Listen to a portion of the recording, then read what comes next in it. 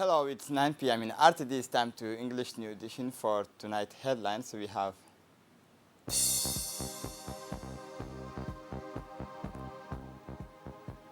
the harmonization of government actions, inclusion synergy in ARTA.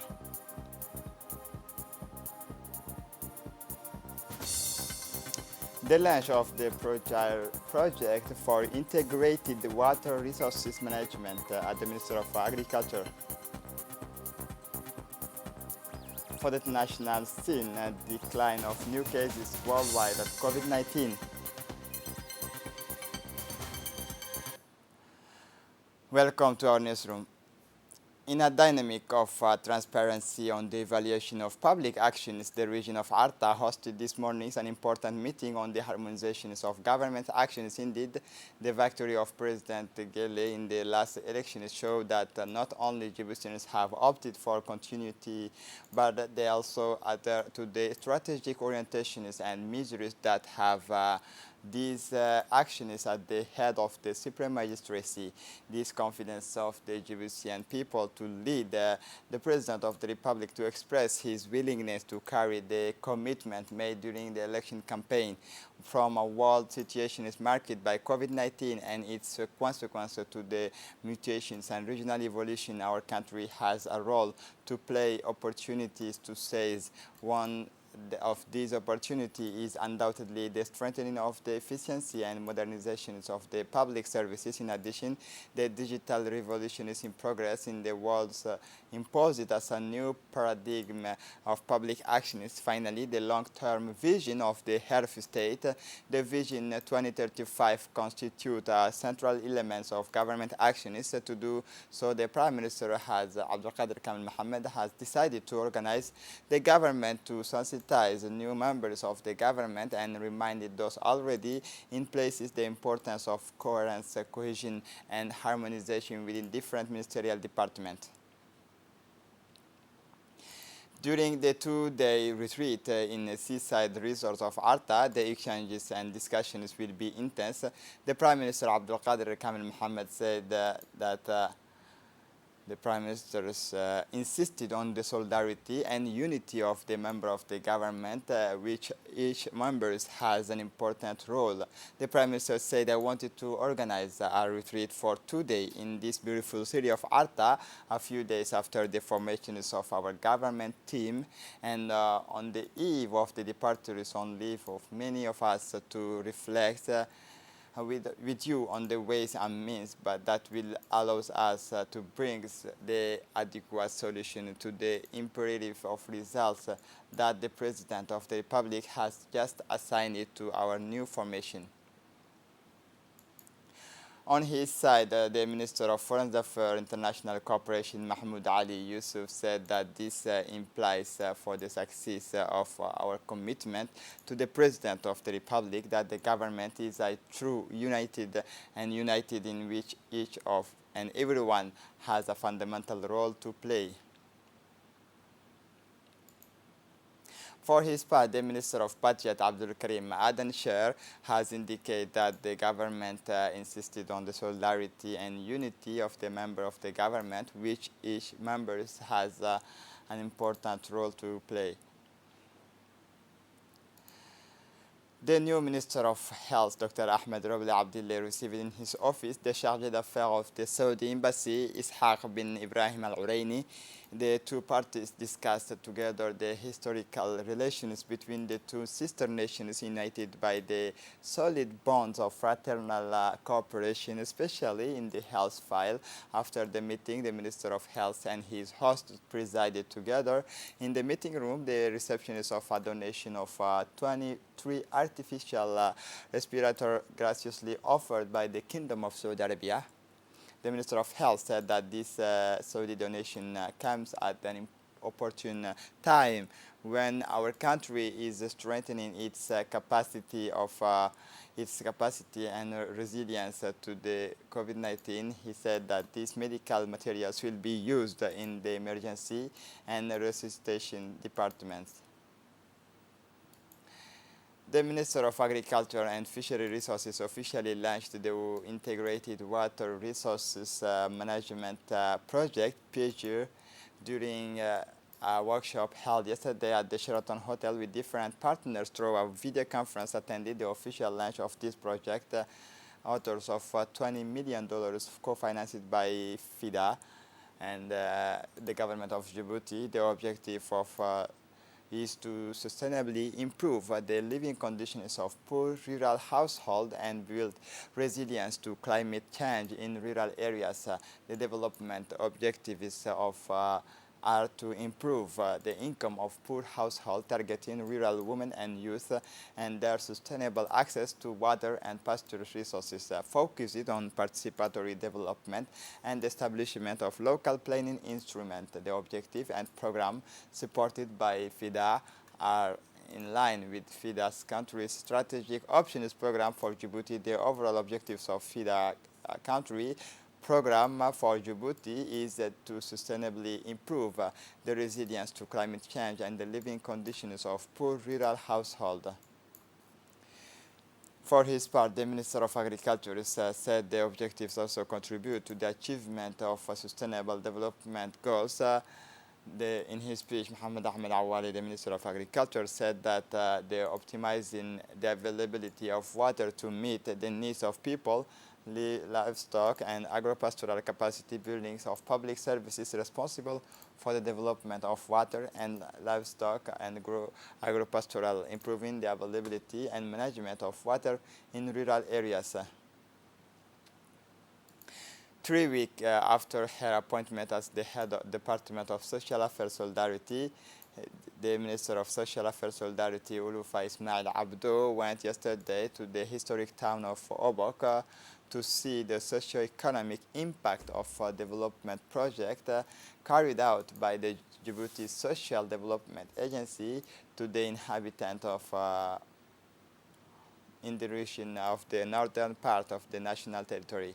The new Minister of Social Affairs Solidarity, Ulufa Ismail Abdo, was welcomed as soon as the Coast Guard boat that transported them to the pier of the city of Obok by the prefect of the city, Abdul Malik Mohammed Benoita, surrounded by the president of the Regional Council, Mohammed Hamad Ismail, the director of ADTS, Mahdi Mohammed Jama, and a plethora of customary leaders of Hayu region, accompanied by the Director General of the EOJ Foundation Housing for All, Mahmoud Ali Usman. Several senior officials of his ministerial department, including the Director of Social Affairs, respectively Ms. Amina Ahmed Warsama, and that of CPEC, Omar Ibrahim Omar, those of the Secretary of State and Decentralization, and the Member of Parliament for the city, Ms. Fatuma. The discussion with women from different women's associations under the three, including those of Mutual Aid and Affinity Group in Fantiheru, a remote neighborhood in the city of Obok, whose Yemeni refugees women also benefit from this AIJA financed by ADDS. These women were able to express their gratitude to the minister for the financial support of 25 million Djibouti francs that they received from ADDS, as well as the training that has changed their way of life since they have the income-generating activity. The meeting with the customary leaders and the executive of the CPEC of Obok, of which Mr. Umma Mohammed Hamid is the president of the board of directors of CPEC North.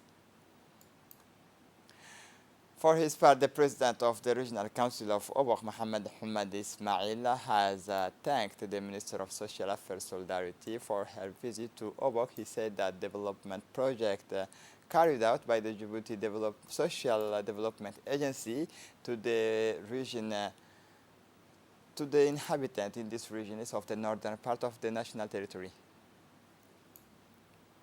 The Minister of Social Affairs Solidarity, Ulufa Ismail Abdo, said in her speech that the implementation of government policy in the fight against poverty is among the missions assigned to the Ministry of Social Affairs Solidarity. To know a little more about the project carried out by the Djiboutian Agency for Social Development.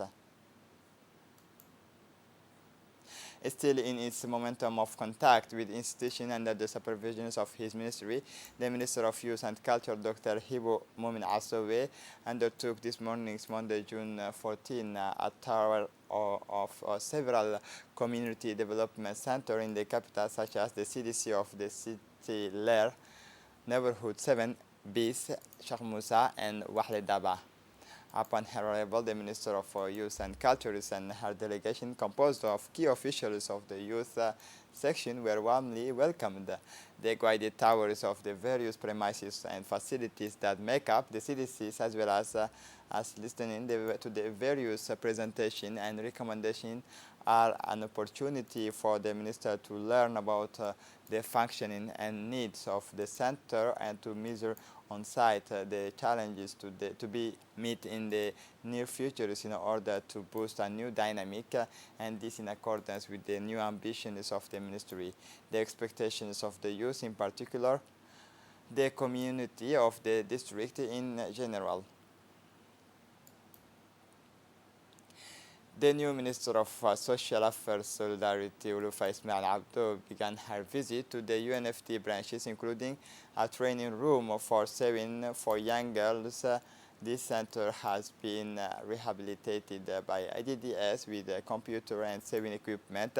Afterwards, the minister visited the CPEC of Obok, where she was welcomed by the president of the board of directors of Northern CPEC, Ms. Muhammad Hamida, as well as the staff of the CPEC of Obok and noted the presence of Umar Ibrahim.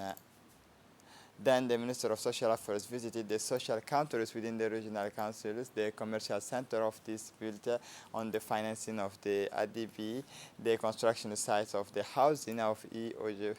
The Minister of Social Affairs Solidarity, Ulufa Ismail Abdo, said she was pleased with the achievement in this northern city of Djibouti and pledged to further strengthen.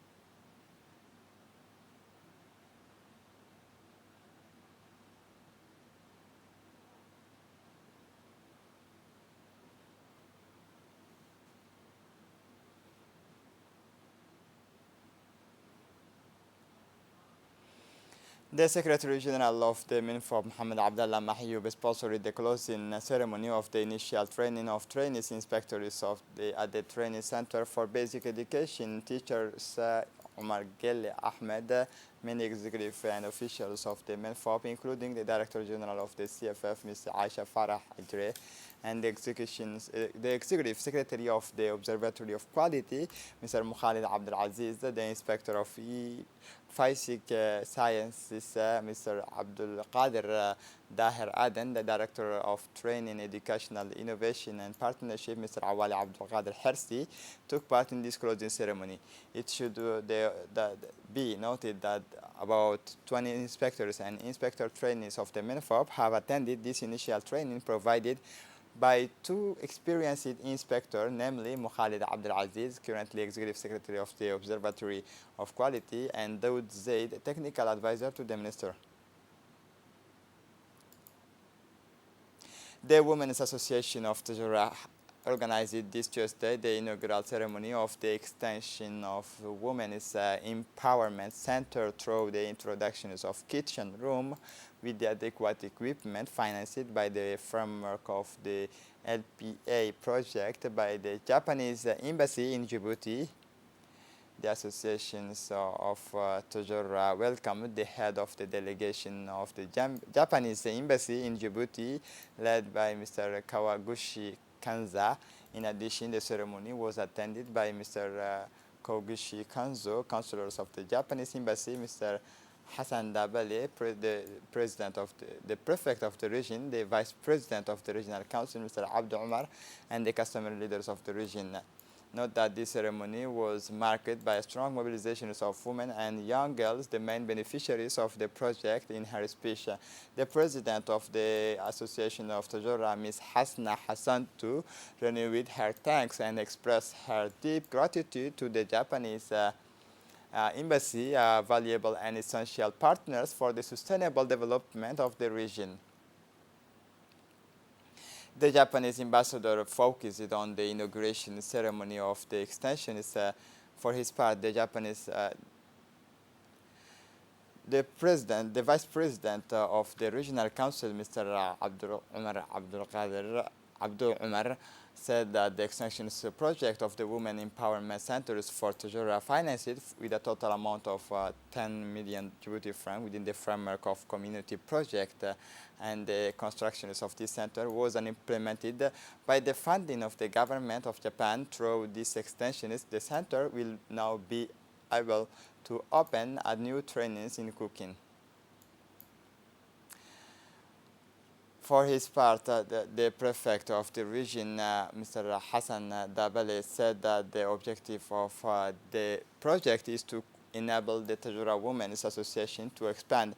The Tajura Women's Empowerment Center, said the prefect of the region, Hassan Dabale, from now on this center will further empower women and improve their access to employment through training in saving computer skills and women's literacy. For the international scene, the World Health Organization, WHO, noted Tuesday on a decline in the number of coronavirus infections worldwide. The Director General of the World Health Organization, Tedros Adhanom Ghebreyesus, said in a press conference held Tuesday in Geneva, Switzerland, that the world is witnessing a decline in the number of new cases of coronavirus for the 7th consecutive week.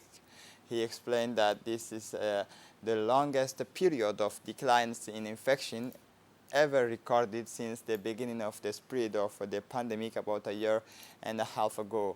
Ghebreyesus expressed his satisfaction with the decrease in the number of new infections by the virus.